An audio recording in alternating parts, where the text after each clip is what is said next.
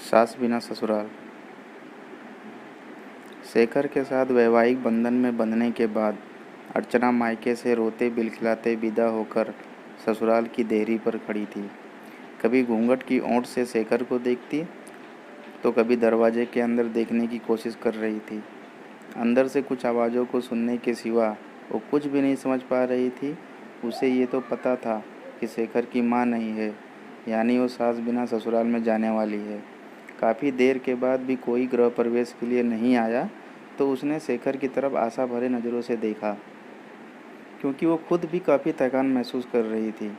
शेखर ने शायद अर्चना की नज़र की भाषा पढ़ ली थी। वो अपनी छोटी बहन को बुलाकर लाया और उसके कान में कुछ कहा। थोड़ी देर बाद बहन कुछ औरतों को साथ लेकर आई और अर्चना का गृह प्रवेश करवाया।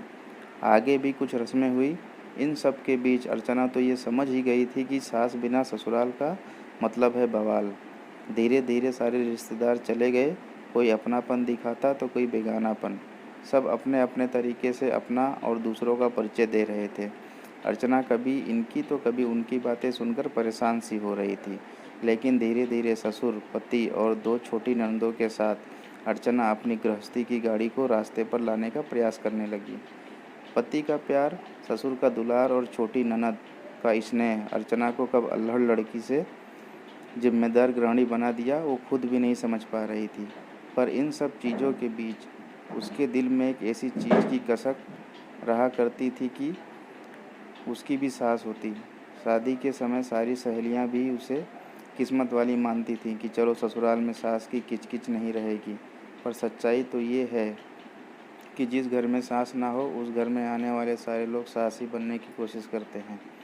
अर्चना भी इस बात को समझती थी, तभी तो दिल ही दिल में फैसला कर चुकी थी कि वो अपनी बेटियों की शादी सास बिना ससुराल में नहीं करेंगी। दोस्तों, कुछ रिश्ते नमक जैसे होते हैं। सास का भी रिश्ता कुछ इसी तरह का है। ससुराल का हर सुख बिना सास के फीका ही स्वाद देता है।